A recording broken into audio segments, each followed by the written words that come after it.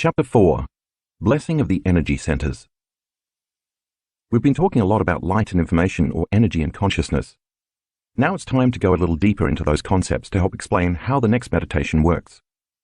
As you already understand, everything in our known universe is made up of, or emits either light and information, or energy and consciousness, which are other ways of describing electromagnetic energy. In fact, these elements are so intimately combined that it's impossible to separate them. Look around you. Even if you don't see anything other than matter, objects, things, people, or places, there's also a sea of infinite invisible frequencies that are carrying encoded information. That means not only that your body is made up of light and information, of energy and consciousness, but also that you as a conscious being with a body are made of gravitationally organized light packed with information that is continuously sending and receiving various frequencies, all carrying different signals, just like a radio or a cell phone. All frequency, of course, carries information. Think about radio waves for a moment. There are radio waves moving through the room you're sitting in right now. If you turned a radio on, you could tune it to a specific wavelength or signal, and then a little transducer in the radio would pick up that signal and turn it into sound that you could hear and understand as your favorite song, the news, or even a commercial. Just because you can't see the radio waves in the air doesn't mean they aren't there, carrying distinct information on a specific frequency all the time. If you change the frequency a small degree and tune into another station, a different message will be carried on that wavelength. Take a look at figure 4.1a, which shows the entire light spectrum and demonstrates all the electromagnetic frequencies that we know of. The visible light spectrum, where we perceive the various array of colors present in this world we live in, makes up less than 1% of all the frequencies of light that exist. That means that the majority of frequencies are beyond our perception, and therefore most of our known reality in this universe cannot be experienced by our senses. So aside from our ability to perceive light being absorbed or reflected off objects and things, the truth is that we are able to perceive only a very small spectrum of reality. There's a lot of other information available to us besides what we can see with our physical eyes. Remember that when I refer to light, I am talking about all light, which includes the entire spectrum of electromagnetic frequencies, seen and unseen, and not just visible light. For example, even though we don't see X-rays, they still exist. We know this because we as human beings have the ability to create X-rays, and we can also measure them. In fact, an infinite number of frequencies exist within the spectrum of X-ray light. X-rays are a faster frequency than the visible light we see, and therefore have more energy, because again, the faster a frequency is, the higher its energy. Matter by itself is the densest of frequencies because it's the slowest and the most condensed form of light and information. Take a look at figure 4.1b. Move your eyes along the horizontal line running through the waves, hills, and valleys, starting at the letter A, and then moving to B, and then to C. Each time you arrive at the next letter, you have just traveled a full cycle, which is referred to as a wavelength. So the distance between letters A and B is one wavelength. The frequency of a wave refers to the number of wavelengths or cycles produced in 1 second, which is measured in hertz. Therefore, the faster the frequency of a wave, the shorter its wavelength. The converse is also true. The slower the frequency, the longer the wavelength. Figure 4.1c. For example, light in the infrared frequency band has a slower frequency than light in the ultraviolet light frequency band, so the wavelengths for infrared light are longer, and the wavelengths for ultraviolet light are shorter. Here's another example, this time from within the visible light spectrum. The color red has a slower frequency, 450 cycles per second, than the color blue, about 650 cycles per second. Therefore, the wavelength of red is longer than the wavelength of blue. Throughout history, people have made several different attempts to photograph and measure fields of light. One prominent example is Kirlian photography, discovered in 1939 by Russian electrician and amateur inventor Semyon Davidovich Kirlian. With this technique, Kirlian was able to capture images of the electromagnetic field that surround both living and non-living objects. He found that by putting a sheet of photographic film on a metal plate, placing an object on top of the film, and applying a high voltage current to the metal plate, an image of the electrical discharge between the object and the plate would show up on the film, appearing like a glowing silhouette of light around whatever was being photographed. In one of Kirlian's many experiments, he reportedly photographed 2 seemingly identical leaves, one from a healthy plant and one from a diseased plant. The photograph of the leaf from the healthy plant showed a strong light field, while the other showed a much weaker glow, leading Kirlian to believe that his photographic technique might be a means of assessing health. While scientists today debate the usefulness of Kirlian photography as a diagnostic tool, research on the technique continues. A more recent development along these lines comes from German biophysicist Fritz Albert Popp, PhD, who spent more than 3 decades studying biophotons, tiny, low-intensity light particles that are stored within and emitted by all living things.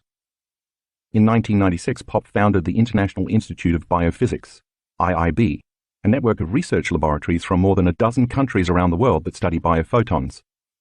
Popp and his fellow IIB researchers believe that the information contained in these light particles, which are stored in DNA, communicates extremely effectively with the cells of the organism, thus playing a vital role in regulating the organism's function.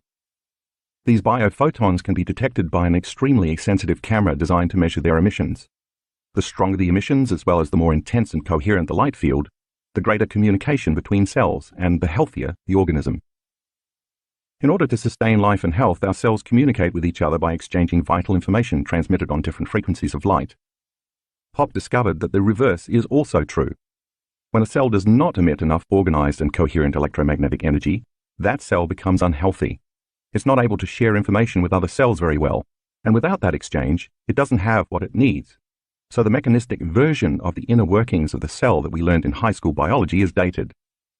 Charged molecules attracting and repelling each other are not responsible for the way cells work.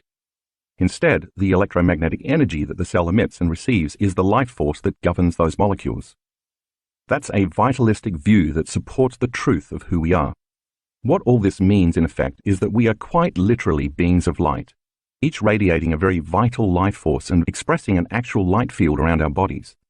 The totality of each cell expressing and contributing to a vital field of light that carries a message. It would be safe to say, then, that the more we define reality with our senses and live our lives as materialists, focusing primarily on the physical, and therefore the more we turn on the stress response, the more we may be missing out on valuable information. That's because the more we keep narrowing our focus on the matter, objects, things, people, and places in our outer world, the less able we are to sense those other frequencies that aren't visible to the naked eye. And if we are unaware of them, they do not exist to us. As you have already read, and I hope begun to experience yourself with the meditation in the previous chapter, it's possible for you to tune in to certain frequencies around you, just like you can tune a radio dial to 107.3. When you close your eyes and sit still and eliminate the external environment, the static that normally keeps you from sensing those other frequencies, you can train yourself to get a clear signal and receive information from it. When you do this repeatedly, you tune into a new level of light and information that you can use to influence or affect matter. And when you do that, your body experiences syntropy, enhanced order, instead of entropy, disorder, physical breakdown, and chaos. Once you can quiet down your analytical, thinking mind and more readily tune into this more orderly information, your body automatically responds by processing this new stream of consciousness and energy, thereby becoming more efficient, coherent, and healthy. Convergent and divergent focus. At the beginning of the meditation in the last chapter, I asked you to rest your attention in different parts of your body, as well as in this space around different parts of it. Now I want to dive deeper into why I ask you to do that in almost all my meditations. When you practice this, you sharpen your ability to master 2 different ways your brain can focus using convergent focus and divergent focus. Convergent focus is a single-minded or narrow focus on an object, anything having matter. That's the kind of focus you're displaying in my meditations when you rest your attention on a specific place in your body. It's the same kind of focus you use when you pay attention to objects in your environment. Typically, when you go to pick up a glass, call or text somebody, or tie your shoe, you use narrow focus. The majority of the time that you're in narrow focus, you're focusing on objects or things, matter, and people or places in the outer world, mostly things that have 3 dimensions. Remember our previous discussion about living in survival mode with the hormones of stress continually pumping through our bodies, helping us stay at the ready to fight or flee? When we're in that state, we narrow our focus even further because paying very close attention to the external physical world becomes very important. In effect, we become materialists, defining reality with our senses. The different compartments of the brain that normally work in community then begin to subdivide, no longer communicating effectively with each other, and no longer working together seamlessly in a state of coherence, orderliness. Now they're in an incoherent state, sending incoherent messages down the spinal cord to various parts of the body. We've seen this over and over again when we do the brain scans to measure brainwaves. As I've said before, when your brain is incoherent, you are incoherent. And when your brain is not working right, you are not working right. It's as though instead of playing a beautiful symphony, your brain and body are producing a cacophony. And because of this unbalanced, incoherent state, you are left trying to control or force outcomes in your life. You try to predict a future that's based on the past, and you do that in part by paying more attention to your outer world of objects and things than to your inner world of thoughts and feelings. In other words, you stay in narrow, convergent focus, obsessively thinking about the same things over and over again. That's what stress does. It influences you to obsess about your problems so you can be prepared for the future worst-case scenario based on your past memories. Being prepared for the worst outcome gives you a better chance of survival because no matter what happens, you are prepared for it. However, when you change your attention from using this narrow focus to adopting a more open and broad focus, as you will do in this meditation, you can become aware of the space and so the light and energy around your body in space. This is called a divergent focus. You go from focusing on something to focusing on no thing, on the wave, energy, instead of the particle, matter. Reality is both the particle and the wave. It's both matter and energy. So when you practice using narrow focus to rest your attention in different parts of the body, acknowledging the particle, and then you open your focus so that you sense the space around these parts of your body in space, acknowledging the wave, your brain changes into a more coherent, balanced state. Entering the subconscious mind. In the 1970s, Les Femi, PhD, director of the Princeton Biofeedback Center in Princeton, New Jersey, discovered how this shift in attention from narrow to open focus changes brainwaves. Femi, a pioneer in attention and biofeedback, was trying to find a method for teaching people how to move their brainwaves from beta, conscious thought, to alpha, relaxed and creative. The most effective way to make the shift, he discovered, was by directing people to become aware of space or nothingness, adopting what he called open focus. The Buddhist tradition has been using this method of meditation for thousands of years. As you open your focus and sense information instead of matter, your brainwaves slow down from beta to alpha. This makes sense because when you are sensing and feeling, you are not thinking. As your thinking brain, the neocortex, slows down, you are able to get beyond the analytical mind, also called the critical mind, which separates the conscious mind from the subconscious mind. See figure 4.2. Now you're able to move into the seat of your body's operating system, the autonomic nervous system, which you read about in the previous chapter, and now your brain can work in a more holistic fashion. As you do the blessing of the energy centers meditation I will teach you later on in this chapter, you'll place your attention in each of your body's energy centers, also referred to as chakras, meaning wheels, in ancient East Indian Vedic texts, and then you'll open your focus. Because where you place your attention is where you place your energy, as you place your attention in each center, and your energy moves to it, each one of these individual centers begins to become activated. It's no mystery that if you have a sexual fantasy in your mind and brain, for example, as energy moves into that center of your body, it's going to become activated in a very specific way. And when it does, organs, tissues, chemicals, hormones, and nervous tissue are all going to respond. If you're hungry and you're thinking about what you're going to eat, it's no coincidence that your digestive juices turn on. You salivate and your body prepares for the experience of eating dinner because energy is activating that area. If you're thinking about telling your boss off or arguing with your daughter, you secrete adrenaline ahead of the actual confrontation. In each of these cases, the thought you're thinking becomes the experience. I will explain this in more detail in the next section when we talk about the individual energy centers. But for now, it's enough to know that this happens because each center produces its own chemical hormonal expression, which then activates the organs, tissues, and cells in each area. So imagine what would begin to happen if you were able to slow your brainwaves down in a meditation and get into the operating system of each of these energy centers by placing your attention in the space around each center, opening your focus. Each of these centers would then become more orderly and more coherent, which would signal neurons to create a new level of mind and activate the organs, tissues, and cells of that region, producing each center's own hormones and chemical messengers. And if you did this repeatedly over time, you would begin to affect real physical change. In the community of students who do this work, people have healed themselves of chronic bladder infections, prostate problems, impotence, diverticulitis, Crohn's disease, food allergies and sensitivities like celiac disease, ovarian tumors, elevated liver enzymes, acid reflux, heart palpitations, arrhythmias, asthma, lung conditions, back problems, thyroid conditions, throat cancer, neck pain, chronic migraine, headaches, brain tumors, and more. We've seen all kinds of improvements in people from doing this particular meditation, sometimes even after the very first time they do it.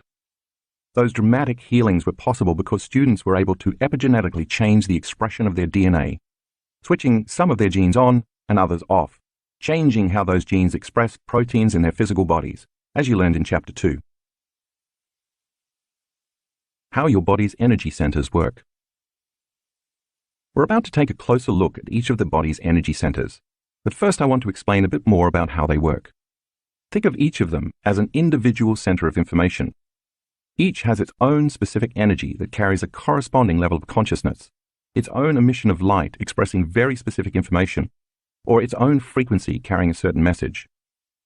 Each also has its own individual glands, its own unique hormones, its own chemistry, and its own individual plexus of neurons. Think of these individual clusters of neurological networks as mini brains. And if each one of those centers has its own individual brain, then each also has its own individual mind. Take a look at Figure 4.3, which lists the location of each center, as well as the anatomy and physiology that are associated with each. As you learned in the second chapter, when consciousness activates neurological tissue, it creates mind. Mind is the brain in action. So if each one of these energy centers has a plexus of neurons, then each has its own individual mind. Or better said, each center has a mind of its own. What activates the mind is energy with a directive and intention, a conscious intent. When each of these centers becomes activated, it in turn activates hormones, tissues, chemicals, and cellular functions, and it emits energy. For example, when your first center, the seat of your reproductive glands, is activated with energy, its mind has a very specific agenda and intention. When you as a conscious being have a thought or a fantasy, that's consciousness, by the way, acting on neurological tissue. The next thing you know, your body is physiologically changing, and therefore so is your energy. Your body secretes chemicals and hormones from those corresponding glands to emotionally prepare you for intercourse. You have more energy in that center now, and it's releasing its own specific frequency carrying an intentional message. That energy carrying the conscious intention is activating that reproductive center, and the mind in the brain is influencing the mind in the body at the level of its individual nerve plexus. This mind located in that specific area of the body, through this mini-brain, operates on the subconscious level through the autonomic nervous system. It's beyond your conscious control. We could say that the body is now following the mind as the mini-brain in that energy center activates the related glands, which in turn activate corresponding hormones that signal the appropriate chemicals to change the body's emotional state and physiology. And then you are emitting a very clear energy carrying a specific directive out of that center. We have all felt that kind of energy from a very sexual person. Once the energy is moving through that neurological tissue or plexus of neurons, it creates mind at that level. So when it's activated, that center has a mind of its own. The second center also has its own mind. And when we activate its mini-brain, and thus its mind, we trust our gut. And the same sequence of events happens in this center as we just saw in the first energy center, but with different corresponding neurocircuitry, hormones, chemicals, emotions, energy, and information. In fact, this area has been called the second brain because of the hundreds of millions of neurons and neural connections here, more than exist in either the spinal cord or in the peripheral nervous system. In fact, 95% of the feel-good hormone serotonin in your body is found not in your brain, but in your bowels. So trusting our gut literally means trusting our instincts. It's almost as if our body and this center's brain can override our analytical, rational thinking brain and mind. How about your heart center? What happens when you lead with your heart? Like the first two centers, this fourth center, located in the middle of the chest, has its own frequency, its own hormones, its own chemicals, its own emotions, and its own mini-brain that draws from a field of energy and information that surrounds it. And when you lead with your heart, you tend to be more caring, kind, inspired, selfless, compassionate, giving, grateful, trusting, and patient. When this mini-brain gets that information, it sends instructions and messages to the organs and tissues that are located in that part of the body, and you emit loving energy from this specific center of information. Now let's look at each of these energy centers in more detail. Some of the centers will overlap a bit in function, but for the most part, if you know even just a little about the body, they are pretty self-explanatory. You can review Figure 4.3 again if you need to. Getting better acquainted with the energy centers. The first energy center governs the region of your sex organs, including your perineum, your pelvic floor, the glands that are connected to your vagina or penis, your prostate if you're a man, your bladder, your lower bowel, and your anus. This energy center has to do with reproduction and procreation, elimination, sexuality, and sexual identity. The hormones estrogen and progesterone in women and testosterone in men are correlated with this center. This energy center is also associated with the inferior mesenteric nerve plexus. A tremendous amount of creative energy exists in this first center. Think about the amount of energy used to make life and create a baby. When this center is in balance, your creative energy flows easily, and you are also grounded in your sexual identity. The second energy center is behind and slightly below your navel. It governs the ovaries, uterus, colon, pancreas, and lower back. It has to do with consumption, digestion, elimination, and the breaking down of food into energy, including digestive enzymes and juices, as well as the enzymes and hormones that balance your blood sugar levels. This center is also connected to the superior mesenteric nerve plexus. This energy center is also related to social networks and structures, relationships, support systems, family, cultures, and interpersonal relationships. Think about it as the center for holding on or letting go, consuming or eliminating. When this center is in balance, you feel safe and secure both in your environment and in the world. The third energy center is located in the pit of your gut. It governs the stomach, small intestine, spleen, liver, gallbladder, adrenal glands, and kidneys. The associated hormones include adrenaline and cortisol, the kidney hormones, and chemicals like renin and angiotensin, erythropoietin, and all the liver enzymes, as well as the stomach enzymes like pepsin, trypsin, chymotrypsin, and hydrochloric acid. This energy center is also related to the solar plexus, which is also called the celiac plexus. This center is associated with our will, power, self-importance, control, drive, aggression, and dominance. It is the center of competitive action and of personal power, self-esteem, and directed intention. When the third center is in balance, you use your will and your drive to overcome your environment and the conditions in your life. Unlike the second center, this center becomes naturally activated when you perceive that your environment is not safe or is unpredictable, so you must protect and take care of your tribe and yourself. The third center is also active when you want something, and you need to use your body to get it. The fourth energy center is located in the space behind your breastbone. It governs the heart, lungs, and thymus gland, the body's main immunity gland known as the fountain of youth. The hormones associated with this center include growth hormone and oxytocin, as well as a cascade of 1,400 different chemicals that stimulate the immune system's health via the thymus gland, responsible for growth, repair, and regeneration of the body. The nerve plexus this center governs is the heart plexus. The first three centers are all about survival and reflect our animal nature or our humanity. But in this fourth energy center, we are moving from being selfish to being selfless. This center is associated with the emotions of love and caring, nurturing, compassion, gratitude, thankfulness, appreciation, kindness, inspiration, selflessness, wholeness, and trust. It is where our divinity originates. It is the seat of the soul. When the fourth center is in balance, we care about others and we want to work in cooperation for the greatest good of the community. We feel a genuine love for life. We feel whole and we are satisfied with who we are. The fifth energy center is located in the center of your throat. It governs the thyroid, parathyroid, the salivary glands, and the tissues of the neck. The hormones associated with this center include the thyroid hormones T3 and T4, thyroxine, the parathyroid chemicals that govern the body's metabolism and circulating calcium levels. The nerve plexus this center governs is the thyroid plexus. This center is associated with expressing the love you felt in the fourth center, as well as speaking your truth and personally empowering your reality through language and sound. When the fifth center is balanced, you voice your present truth, which includes expressing your love. You feel so pleased with yourself and with life that you just have to share your thoughts and feelings. The sixth energy center is located in the space between the back of your throat and the back of your head. If that's too complicated to picture, just think of it as the center of your brain slightly toward the back of your head. It governs the pineal gland, which is a sacred gland. Some people call the pineal the third eye, but I call it the first eye. It's associated with the door to higher dimensions and shifting your perception so you can see beyond the veil or see reality in a non-linear way. When this center is opened, it's like a radio antenna you can use to tune into higher frequencies beyond the five senses. This is where the alchemist in you awakens. I devote a whole chapter to the pineal gland later in the book, but for now, know that the pineal gland secretes hormones like serotonin and melatonin, as well as some other wonderful metabolites. which are responsible for your circadian rhythms of feeling awake in response to visible light during the day and sleepy in response to being in darkness at night.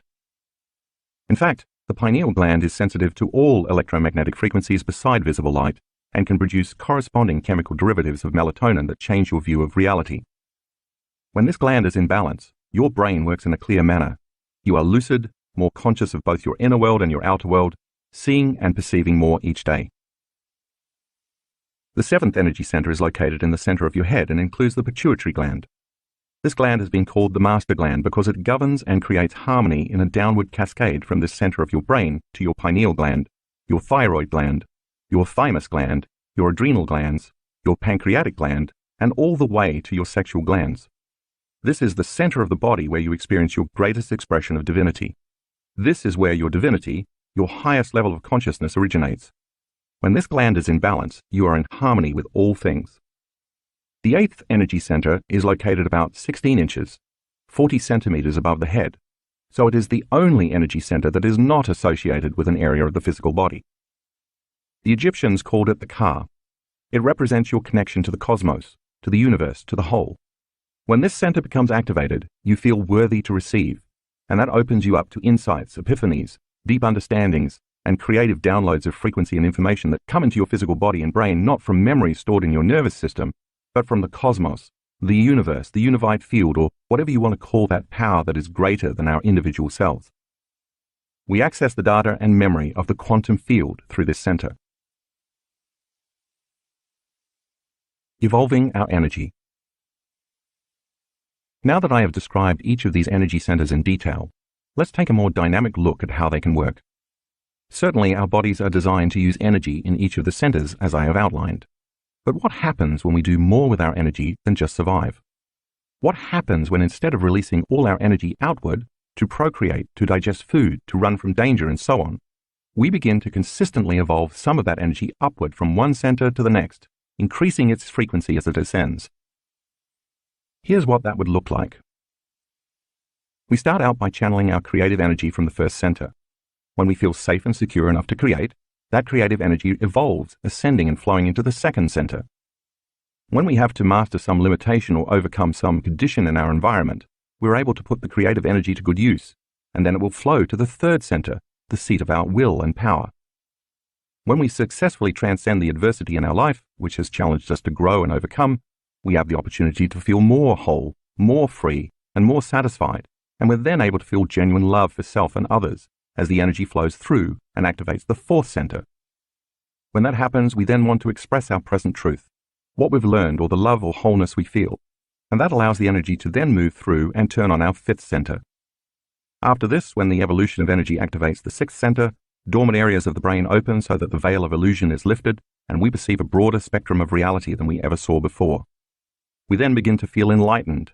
The body moves more into harmony and balance, and our external environment, including the natural world surrounding us, also moves into more harmony and balance as the energy ascends in activating the seventh center. Once we feel that enlightened energy, we begin to truly feel worthy, and the energy can finally rise to activate the eighth center, where we receive the fruits of our efforts, visions, dreams, insights, manifestations, and knowingness that come not from anywhere within our minds and bodies as memories, but from a greater power in and around us. This continuous flow of evolving energy from our first center to our eighth center is illustrated in figure 4.4a. That's the kind of personal evolution that happens when the energy flows consistently, the ideal. What all too often happens, however, is that the events of our lives and the way we react to them cause our energy to get stuck, so that it doesn't flow in this magnificent pattern I just outlined. The places in your body where the energy gets stuck are the energy centers associated with the issues you're dealing with. Figure 4.4b depicts what happens when the energy gets stuck and can't flow to the higher centers. If, for example, a person has been sexually abused or has been conditioned since childhood to think that sex is bad, their energy can stay stuck in the first center, the center associated with sexuality, and they may have problems accessing creativity. If, on the other hand, a person can access their creative energy, but doesn't necessarily feel safe enough to use their creativity in the world, instead feeling victimized by their social and interpersonal relationships, or if they have been traumatized or betrayed by another person, they might hold on to that energy in their second center. Such a person would be likely to feel excessive amounts of guilt, shame, suffering, low self-esteem, or fear. Now, if a person can get their energy flowing up to the third center, but they have ego issues and they feel self-important, self-absorbed, controlling, domineering, angry, overly competitive, and bitter, then their energy gets stuck in the third center, and they may have control issues or motivation issues. If a person cannot open their heart and feel love and trust, or if they are afraid to express love or how they truthfully feel, energy can also become frozen in the fourth and fifth centers respectively.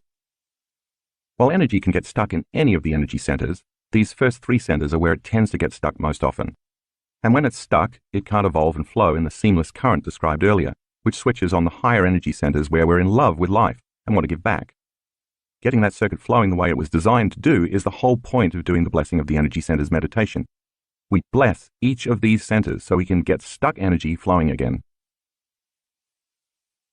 Drawing from our energy field.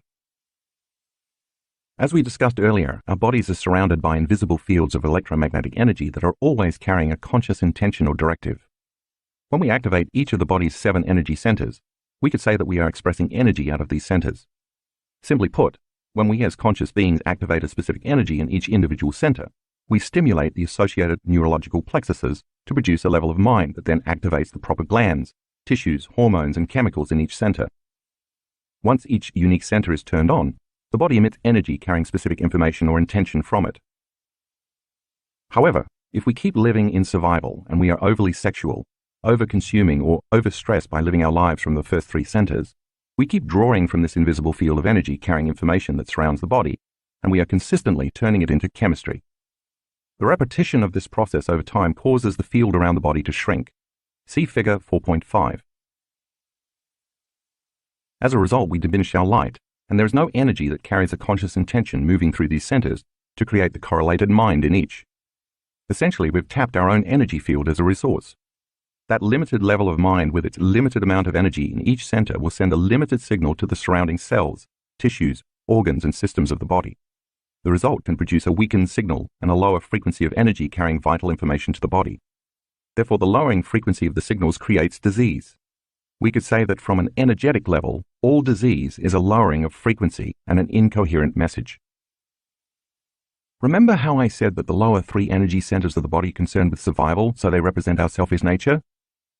They're about using power, aggression, force, or competition so we can survive the conditions in our environment long enough to consume food, to nourish ourselves, and then procreate and keep the species going, as opposed to the upper 5 centers, which represent our selfless nature and are concerned with more altruistic thoughts and emotions. Nature has made these lower 3 centers very pleasurable so that we keep engaging in the actions related to them and what they represent. Having sex, first center, and eating, second center, are quite enjoyable, as is connecting and communicating with others, also the second center. Personal power, third center, can be intoxicating, including the success of overcoming obstacles, getting what we want, competing against others and winning, surviving in a particular environment, and pushing ourselves to move our bodies around. You can see then why some people may tend to overutilize one or more of their first 3 centers, and in so doing, consume more of the field of vital energy and information surrounding the body. For example, an overly sexual person draws extra energy from the field of energy surrounding their first center. A person trapped in shame or guilt who feels victimized, holds on to the emotions of the past and constantly suffers, is consuming excess energy from the energy field surrounding their second center, and so holds on to energy in that center. An overly controlling or stressed person pulls additional energy from the field surrounding their third center. When our consciousness is not evolving, neither is our energy. The subatomic level. All of this starts at the subatomic or quantum level, so let's discuss how that happens. Take a look at figure 4.6. If you take 2 atoms, each with its own nucleus, and you put them together to form a molecule, the overlapping of the 2 circles where they bond is where they're sharing light and information. And because they're sharing information, they're sharing a similar energy that has a particular frequency. What's holding those 2 atoms together as a molecule is an invisible field of energy. Once these atoms join to form a molecule and exchange information, they will have different physical properties and characteristics, such as a different density, a different boiling point, and a different atomic weight, to name a few, than when they were sitting side by side separated. It's important to note that what is giving the molecule its specific properties, as well as holding it into form and structure, into matter, is the invisible field of energy that is surrounding matter. Molecules could not bond without sharing information and energy. If you add another atom, you form yet another different molecule that again has different physical properties and characteristics and a different atomic structure. And if you keep adding more and more atoms, you form a chemical, and there's an invisible field of energy around that chemical that's holding it together in physical form, giving life to that chemical. Those atomic forces are real and measurable. If you take enough chemicals and you put them together, you're going to ultimately form a cell, and the cell also has an invisible field of energy surrounding it and giving life to the cell. The cell is actually feeding off different frequencies of light. It's not molecules and positive or negative charges that are instructing the cell to do what it does. According to the new field of biology called quantum information biology, it's the biophotons we discussed earlier and their patterns of light and frequency that the cell emits and receives that gives the instructions. The healthier the cell, the more coherent the biophotons it emits. If you remember from what you learned so far, coherence is an orderly expression of frequency. The exchange of information via electromagnetic frequencies of light between the cell and this field of energy surrounding it happens faster than the speed of light, which means it happens on the quantum level. To continue, if you put a group of cells together, you form a tissue, and that tissue has an invisible field of unifying coherent frequency and energy that causes all those individual cells to work together in harmony, functioning as a community. If you take that tissue and further develop it into a more specialized function, you form an organ, and an organ also has an invisible field of electromagnetic energy. That organ literally receives information from this invisible energy field. In fact, the memory of the organ actually exists in the field. The way this can affect transplant patients is fascinating. Probably the most famous example is the story of Claire Sylvia, who wrote a book called A Change of Heart about her experiences after receiving a heart and lung transplant in 1988. All she knew at the time was that her new organs came from an 18-year-old male donor who had died in a motorcycle accident. After the transplant, the 47-year-old professional dancer and choreographer developed cravings for chicken nuggets, French fries, beer, green peppers, and Snickers bars, none of which were foods she had enjoyed before. Her personality also changed. She became more assertive, more confident. Her teenaged daughter even teased her about developing a man's gait. When Sylvia eventually tracked down the family of her donor, she discovered the foods she had craved after the transplant were indeed the young man's favorites. That vital information was stored in the light field of the organ. The most dramatic story illustrating this involves an 8-year-old girl who, after receiving a heart transplant from a 10-year-old girl, began having vivid nightmares about being murdered. The donor had indeed been murdered, and the perpetrator had not been caught. The patient's mother took her to a psychiatrist who was convinced that the girl was dreaming about events that had actually occurred. They contacted the police, who opened an investigation using the girl's detailed account of the murder, including information on the time and place of the crime, the weapon, the physical characteristics of the criminal, and the clothing the murderer was wearing. The killer was identified, arrested, and convicted. So in these cases, that information in the energy field surrounding the transplanted organ changed the expression of the energy field of the individual once the person had a transplant. It's different light and different information mixing with the transplant patient's pre-existing field. The recipient can pick up on that information as memory in the field, and it influences their mind and their body. The energy holding specific information is influencing matter. Then when you group organs together, you form a system, such as the musculoskeletal, cardiovascular, digestive, reproductive, endocrine, lymphatic, nervous, and immune systems, to name a few. These systems function by drawing information from the invisible field of energy and consciousness that surrounds them. And when you put all the systems together, you form a body that also has an invisible field of electromagnetic energy surrounding it, and that vital electromagnetic field of light is who we really are. Now back to the hormones of stress. As I mentioned earlier, when you're in survival mode and you're drawing too much from this invisible field of energy to turn it into chemistry in your physical body, whether you're oversexed, overeating, overstressed, or all at once, this energetic field around your body diminishes. That means there's not enough energy or light surrounding the body to give the proper instructions to matter for homeostasis, growth, and repair. When that occurs, these individual centers no longer receive, process, or express energy, and they no longer produce a healthy neurological mind to send the necessary signals to the associated parts of the body where these centers innervate. Since that energy with a conscious intent moving through or activating neurological tissue creates mind, the energy centers diminish in the expression of the minds to regulate the cells, tissues, organs, and systems of the body because there's no energy moving through them.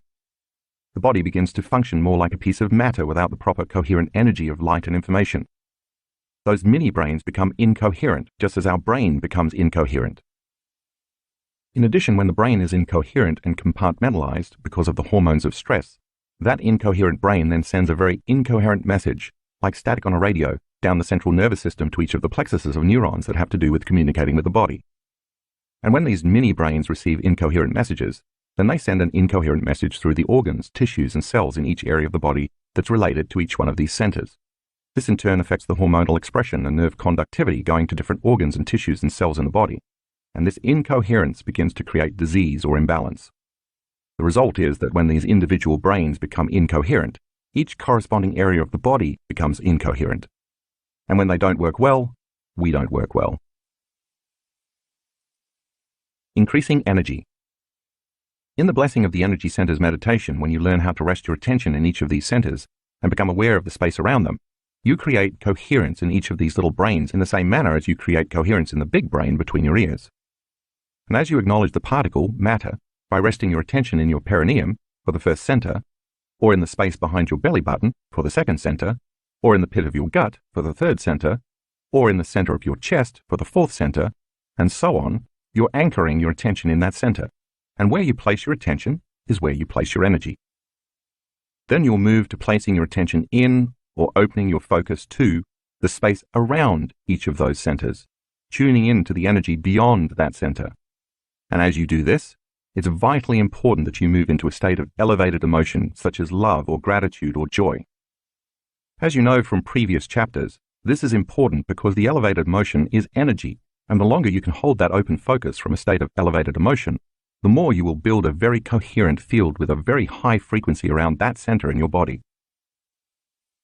Once you build that coherent field around a center, that center has a coherent energy with the right instructions to draw from. The atoms, molecules, and chemicals that form the cells that create the tissues that make up the organs and the systems of the body will be drawing from a new field of light and information and a more coherent energy carrying a more intentional message, giving new instructions to each center of the body. The body will then begin to respond to a new mind.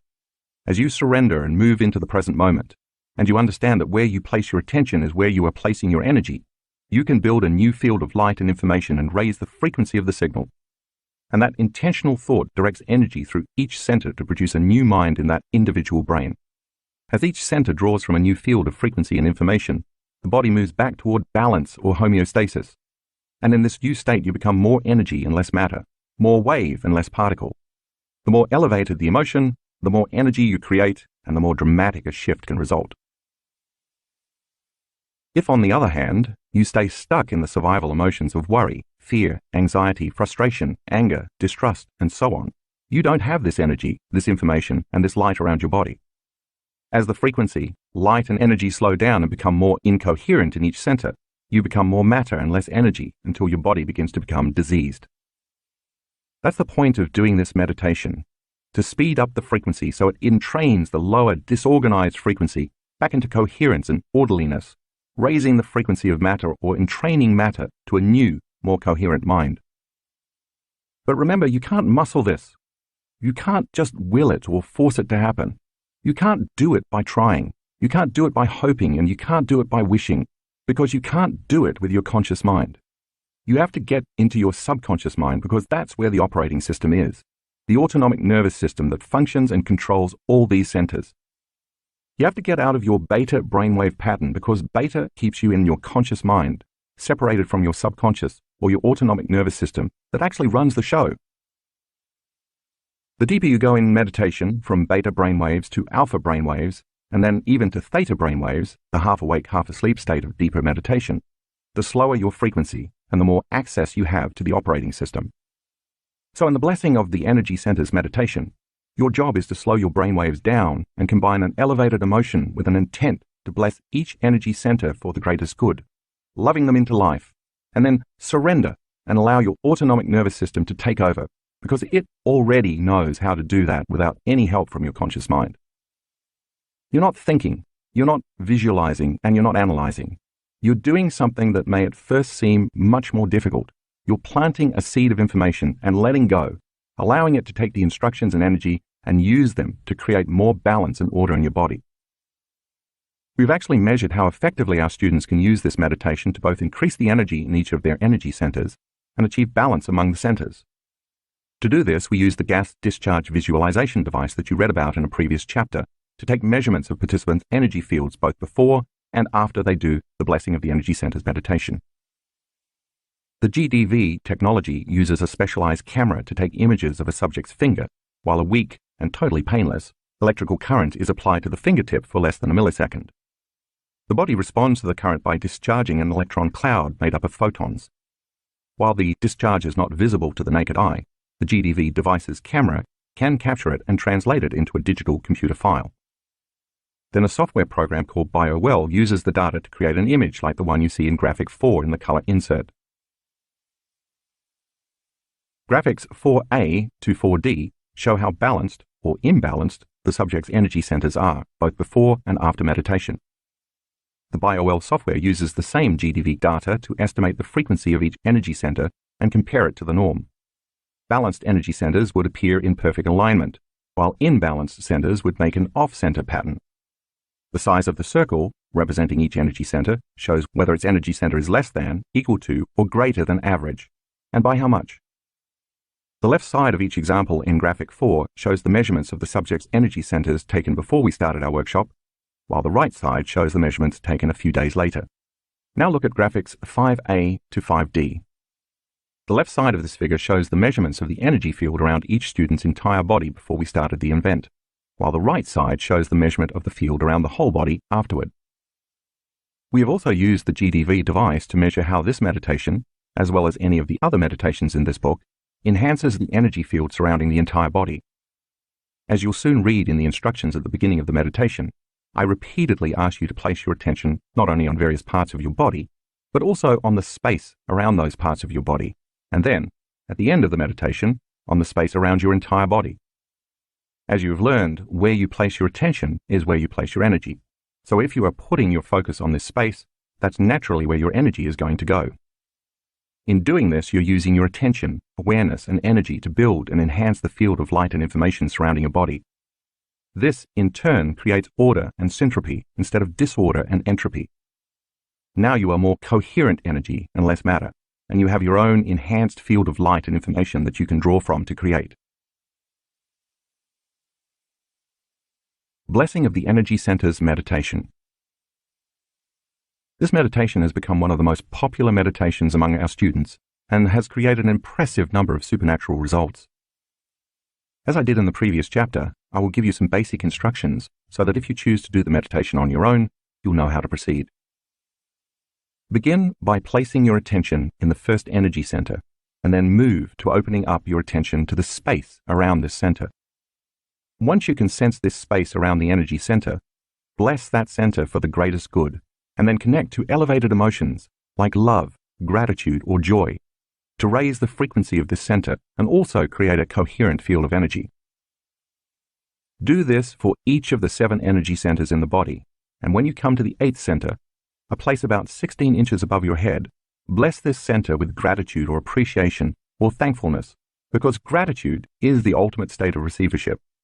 This center will then begin to open the door to profound information from the quantum field. Now open your focus and place your attention on the electromagnetic energy surrounding your entire body, building a new field of energy.